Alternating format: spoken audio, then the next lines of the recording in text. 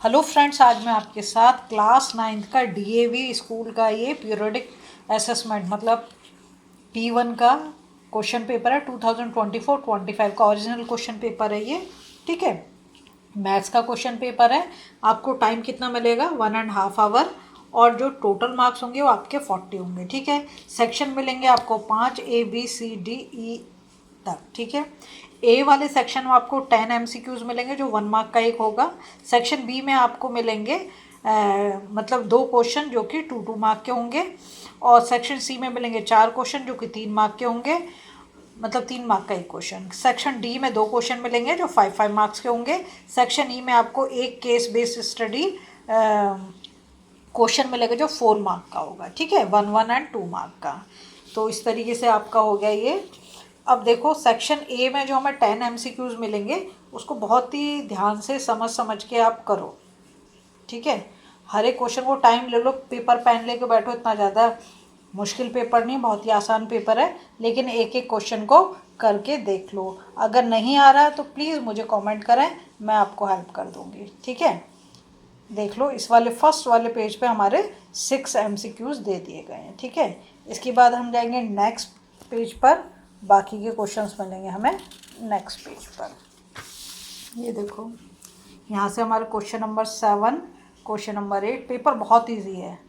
ठीक है, question number 10 तक। क्वेश्चन नंबर जो 10 है वो है असर्शन और रीजन बेस्ड। ये क्वेश्चन जरूरी मिलेगा, असर्शन और रीजन बेस्ड क्वेश्चन। ठीक है, आप तो इसको बहुत ही समझ के पढ़ के तब आपने करना है, जल्दबाजी बिल्कुल मत करना है। बहुत इजी क्वेश्चन होते हैं, लेकिन अक्सर बच्चे ना उसे ठीक से पढ़ते ही नहीं है, इस चक्कर में गड़बड़ कर देते हैं। आराम से इसको पढ़ो और इसके साथ फिर हमारा सेक्शन ए ख़त्म हो जाएगा, सेक्शन बी शुरू होगा। ठीक है, अब देखो हम जाते हैं सेक्शन बी पर। देखो, जितने ज़्यादा क्वेश्चन पेपर आप सॉल्व करोगे ना, उतना ही आपकी स्पीड भी बढ़ जाएगी और आपको कॉन्फिडेंस भी आता चला जाएगा। ठीक है, सेक्शन बी में 2 क्वेश्चन दिए गए हैं, हर एक क्वेश्चन 2 मार्क का है। देखो, पॉलिनोमियल से पहला वाला क्वेश्चन और दूसरा वाला जो है हमारे उससे है, किससे?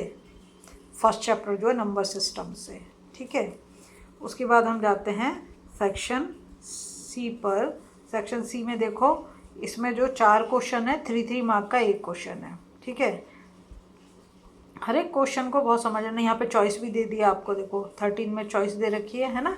हम जाएंगे नेक्स्ट पेज पर, क्वेश्चन नंबर 14, 15, 16, ये बाकी के 3 क्वेश्चन मिल गए। तो आपको इसमें एक चॉइस भी मिल गई थी सेक्शन सी में।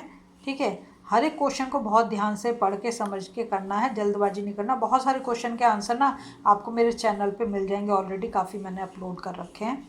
ठीक है, इसके बाद हम जाएंगे सेक्शन डी पर। सेक्शन डी में देख लो आप, सिंप्लीफाई का क्वेश्चन, यहाँ पर भी आपको एक चॉइस दे दी गई है 17 में।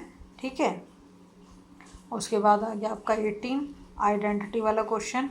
ठीक, उसके बाद हम जाएंगे अपने लास्ट सेक्शन पर। लास्ट सेक्शन है हमारा सेक्शन ई, जो केस बेस्ड क्वेश्चंस हैं। सबसे पहले देखो, जो भी पैसेज दे रखा है ना, उसे पढ़ना बहुत ज़रूरी होता है। सबसे पहले तो आप उसे पढ़ो अच्छे से।